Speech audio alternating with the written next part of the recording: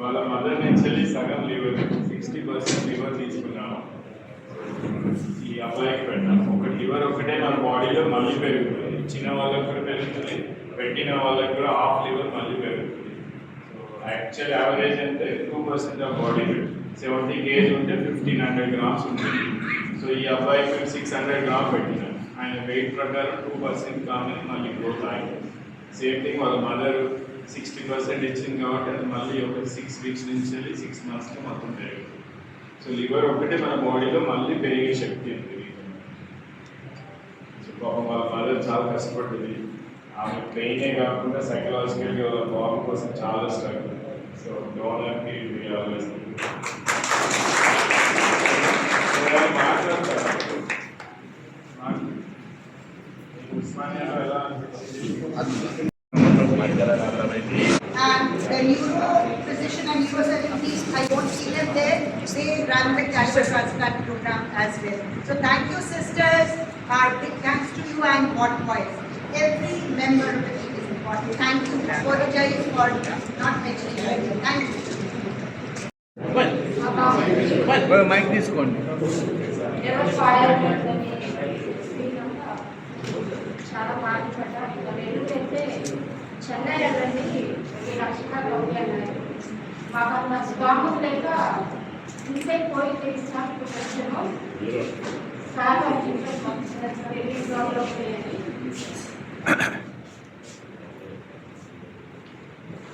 Sir చెప్పినారు మీ పడ్డబాబు మీరు అయితే సార్ చెప్పే ప్రాబ్లం ఉందమ్మా, చాలా ప్రాబ్లం ఉంది, చేద్దాము, మరి మీరు ఏం చెప్తే దాని మీద డిసైడ్ అవుతుంది. నాకు ఈ బాధ తిరిగి చాలా బాధపడ్డాను.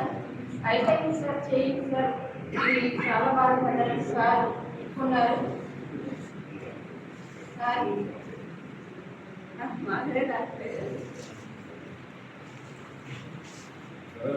మా బాబుకి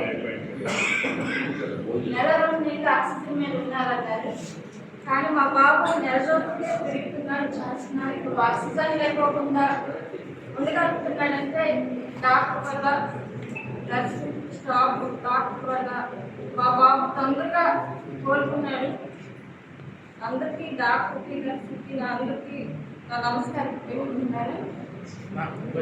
స్టాఫ్ మొత్తానికి నా వల్ల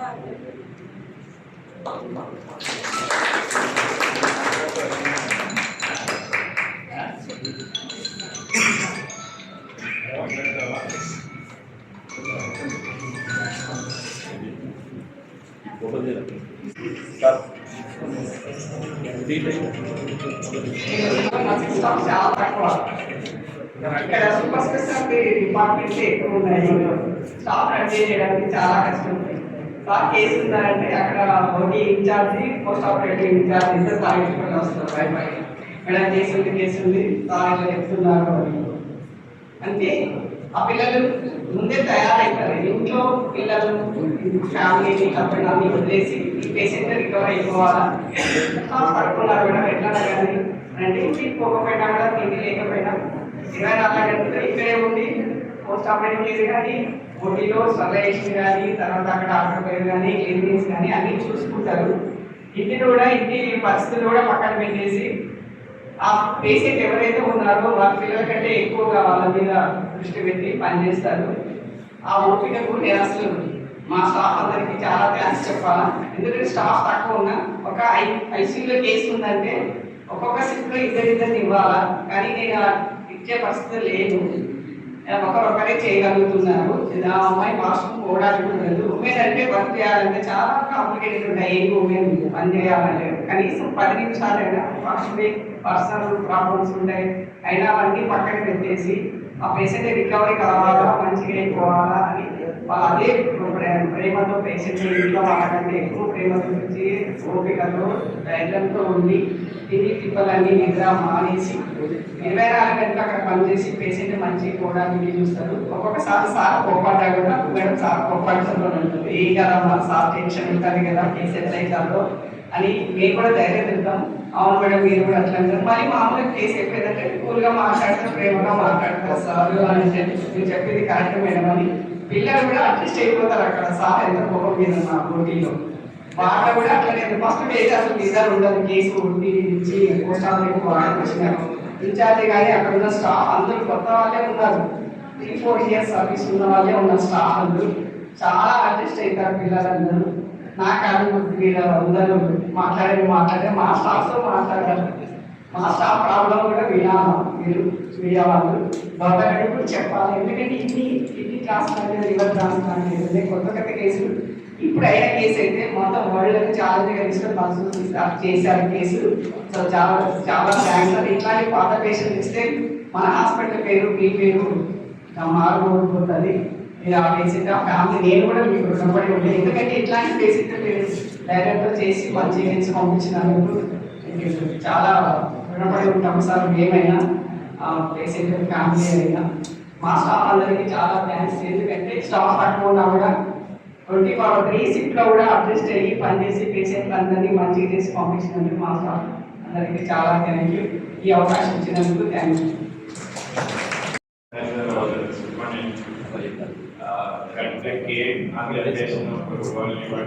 in advance.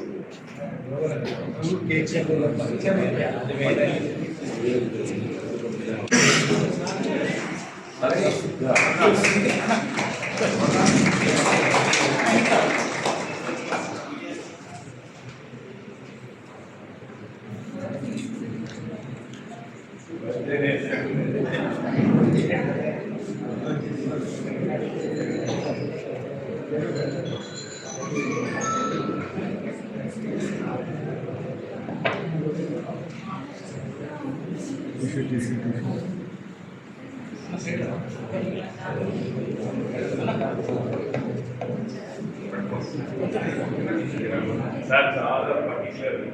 I told them not to eat it.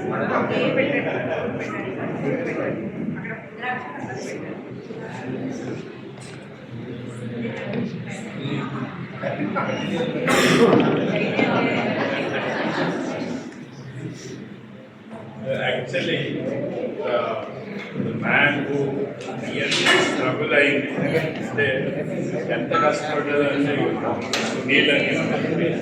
and he is a junior colleague. चले गए हो गया हाँ बार बोल रहा हूँ ठहरो ठहरो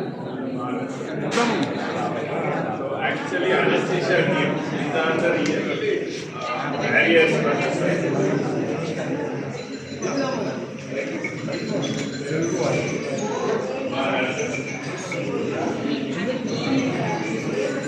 పిల్లోడు రేర్ ప్రాబ్లం అంటే అతనికి ఒక 2 జెనెటిక్ సిండ్రోమ్లు అంటే జన్యుపరమైన జబ్బు.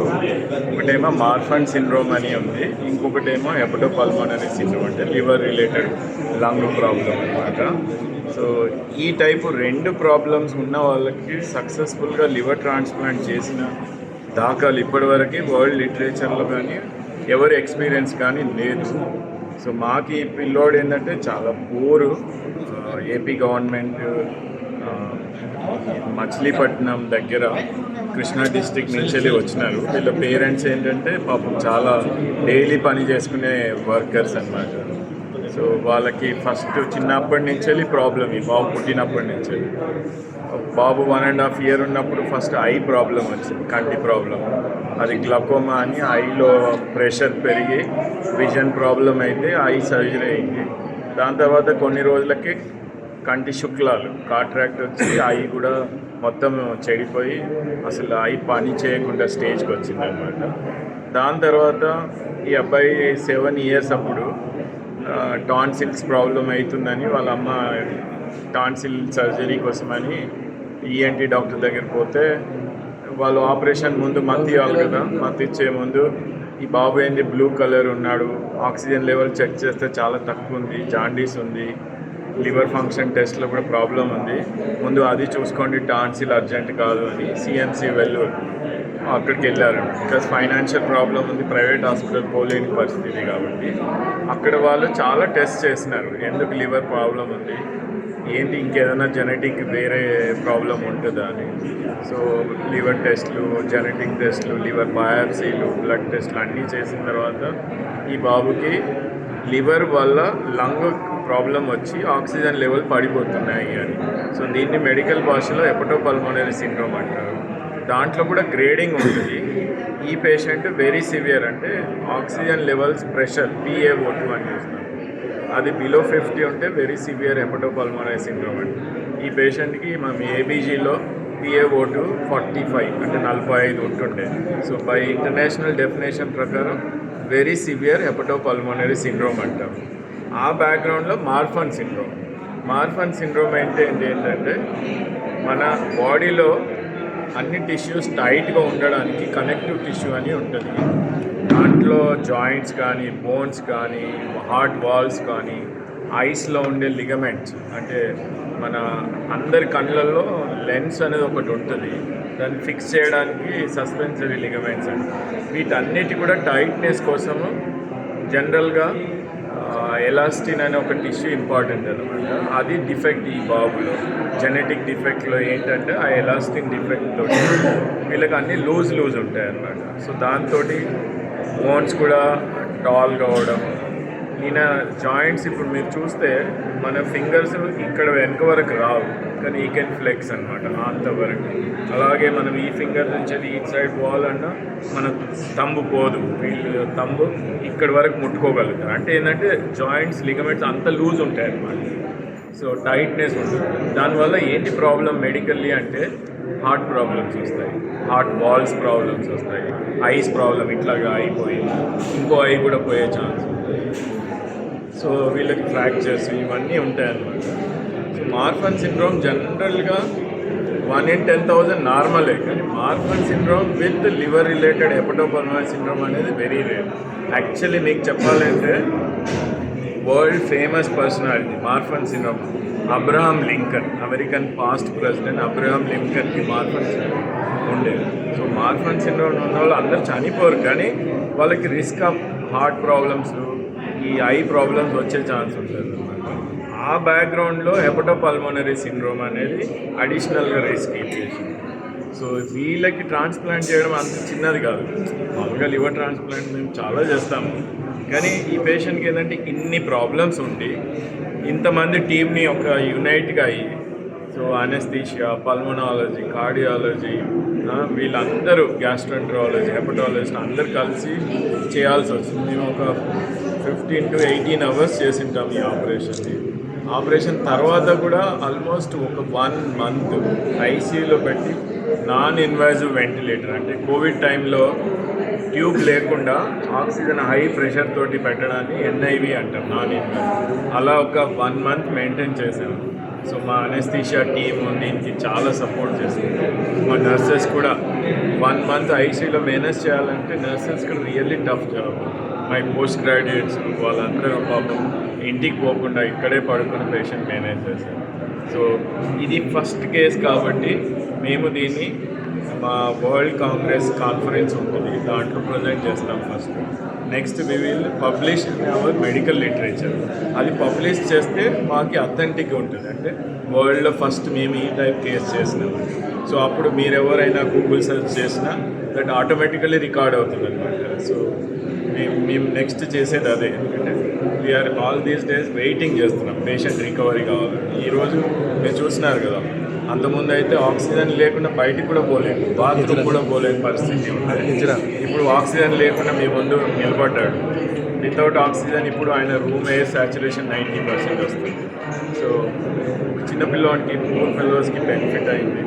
మీ మీడియా ద్వారా నేను రిక్వెస్ట్ చేసేది ఏంటంటే, గవర్నమెంట్ హాస్పిటల్లో మంచి జరిగితే మీరు ప్రొజెక్ట్ చేస్తే ఏంటంటే ఈ టైప్ పేషెంట్స్కి చాలామంది ఉండిండొచ్చు, వాళ్ళకి రీచ్ అవుతుంది. ఎందుకంటే పేపర్ ద్వారా కానీ, టీవీ ద్వారా కానీ, లేదా సోషల్ మీడియా ద్వారా కానీ రీచ్ కావాలంటే మేము చేస్తూ పోతాం యాజ్ ఏ మా వృత్తి రెగ్యులర్ మా డ్యూటీ. కానీ మేము ఇక్కడ మంచి జరుగుతుందని పబ్లిక్ తెలిస్తే ఏంటంటే ఇంకో పూర్ ఫెలో వస్తాడు, వాడు ఇల్లు అమ్ముకోకుండా, పొలము ల్యాండ్ అమ్ముకోకుండా. So my request is for media friends, send a positive message to the public ఏంటంటే ఇంకొక పూర్ ఫెలో బెనిఫిట్ అవుతారు. తెలిసినాక ఇక్కడికి వచ్చాను. ఎన్ని ప్రాబ్లం ఉండయో మాకు తెలీదు, కానీ ఇక్కడికి వచ్చినాక చూసి ఒకసారి చెక్ చేసి చూసినాక తెలిసింది.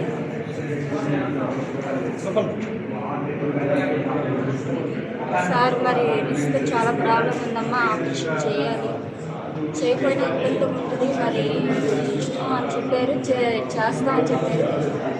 మేము చాలా రిస్క్ పడ్డాం, ఇక్కడ చాలా ప్రాబ్లం పడ్డాం కాబట్టి ఆపరేషన్ చేస్తే పని అయితే దీని మీద లెక్కిస్తాకి రెడీ అయ్యాము.